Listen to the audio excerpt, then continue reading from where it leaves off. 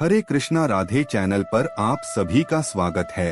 आप सभी के मन में भी यह सवाल जरूर आया होगा या आपने महसूस किया होगा कि जो लोग अच्छे कर्म करते हैं वो परेशान रहते हैं, वहीं जो बुरे कर्म करते हैं वो खुशी से रह रहे होते हैं।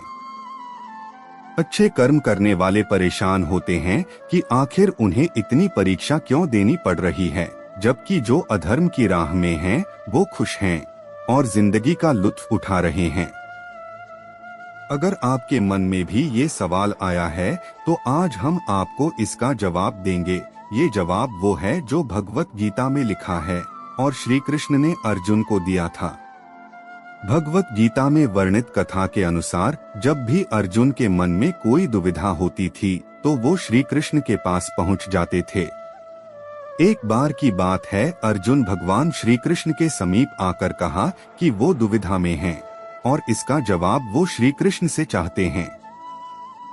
श्री कृष्ण ने पूछा कि क्या सवाल है। अर्जुन ने कहा, मुझे ये जानना है कि अच्छे लोगों के साथ हमेशा बुरा ही क्यों होता है, वहीं बुरे लोग खुशहाल दिखते हैं। अर्जुन के मुंह से ऐसी बातें सुनकर श्री कृष्ण मुस्कुराए और कहा, मनुष्य जैसा सोचता है और महसूस करता है वैसा कुछ नहीं होता है, बल्कि अज्ञानता की वजह से वो सच्चाई नहीं समझ पाता है। अर्जुन उनकी ये बात समझ नहीं पाए। इसके बाद श्री कृष्ण ने क्या कहा वो जानते हैं। श्री कृष्ण ने अर्जुन से कहा, पार्थ मैं तुम्हें एक कथा सुनाता हूँ, उसे सुनकर तुम समझ जाओगे कि हर प्राणी को उसके कर्म के हिसाब से ही फल मिलता है। प्रकृति हर किसी को अपनी राह चुनने का मौका देती है। अब वो मनुष्य की इच्छा पर निर्भर करता है कि उसे धर्म की राह चुननी है या अधर्म की। कथा शुरू करते हुए श्री कृष्ण ने कहा, एक नगर में दो पुरुष रहा करते थे। एक पुरुष व्यापारी था जिसके जीवन में धर्म की बहुत महत्ता थी। वो पूजा पाठ में यकीन रखता था। वो हर रोज मंदिर जाता था और दान धर्म भी करता था और हर रोज भगवान की पूजा करता था।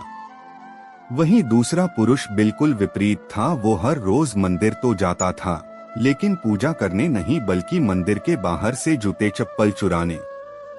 उसे दान और धर्म से कोई लेना देना नहीं था।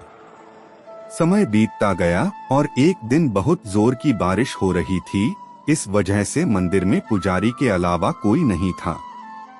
ये बात जब दूसरे पुरुष को पता चली तो उसने कहा कि ये सही मौका है मंदिर का धन चुराने का। पंडित से नजर बचाकर उसने मंदिर का सारा धन चुरा लिया। उसी समय धर्म कर्म में विश्वास रखने वाला व्यक्ति भी मंदिर पहुंचा।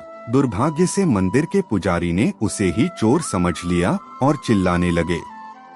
वहां लोग एकत्र हो गए और उसे बहुत मारा। किसी तरह वो बचते बचाते वहां से निकला तो दुर्भाग्य ने उसका साथ वहां भी नहीं छोड़ा। मंदिर के बाहर वो एक गाड़ी से टकरा गया और घायल हो गया। फिर वो व्यापारी लंगड़ाते हुए घर जाने लगा तो रास्ते में उसकी मुलाकात उस पुरुष से हुई जिसने मंदिर से धन चुराया था। उसने कहा, आज तो मेरी किस्मत चमक गई, एक साथ इतना सारा धन मिल गया। ये सब देखकर उसे बहुत बुरा लगा और उसने अपने घर से भगवान की सारी तस्वीरें निकाल दी। कुछ सालों बाद दोनों पुरुषों की मृत्यु हो गई।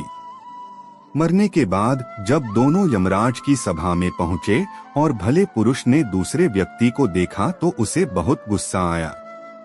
उसने क्रोधित होकर यमराज से पूछ ही लिया, मैं तो हमेशा अच्छे कर्म करता था, दान में विश्वास रखता था, उसके बदले जीवन भर मुझे अपमान और दर्द ही मिला और इस व्यक्ति को नोटों से भरी पोटली। आखिर ऐसा भेदभाव क्यों? इस पर यमराज ने कहा, पुत्र तुम गलत समझ रहे हो। जिस दिन तुम्हारी गाड़ी से टक्कर हुई थी वो दिन तुम्हारे जीवन का आखिरी दिन था, परंतु तुम्हारे अच्छे कर्मों की वजह से तुम्हारी मौत सिर्फ एक छोटी से चोट में बदल गई। तुम इस दुष्ट व्यक्ति के बारे में जानना चाहते हो। दरअसल इसके भाग्य में राजयोग था, मगर इसके कुकर्मों और अधर्म की वजह से वो सिर्फ एक छोटी सी धन की पोटली में बदल गया। कथा सुनाने के बाद श्री कृष्ण अर्जुन से कहते हैं, पार्थ क्या अब तुम्हें तुम्हारे सवाल का जवाब मिल गया? ऐसा सोचना कि भगवान तुम्हारे कर्मों को नजरअंदाज कर रहे हैं, ये बिल्कुल भी सत्य नहीं है।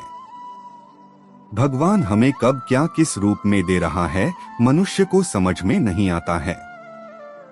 मगर आप अच्छे कर्म करते रहें तो भगवान की कृपा हमेशा बनी रहती है। इसलिए अपने अच्छे कर्मों को बदलना नहीं चाहिए, क्योंकि उसका फल हमें इसी जीवन में मिलता है। इसलिए मनुष्य का फर्ज है कि वो हमेशा अच्छे कर्म करते रहें, क्योंकि श्री कृष्ण ने गीता में भी बताया है कि किसी के द्वारा किया गया कर्म बेकार नहीं जाता है, चाहे वो अच्छा हो या बुरा।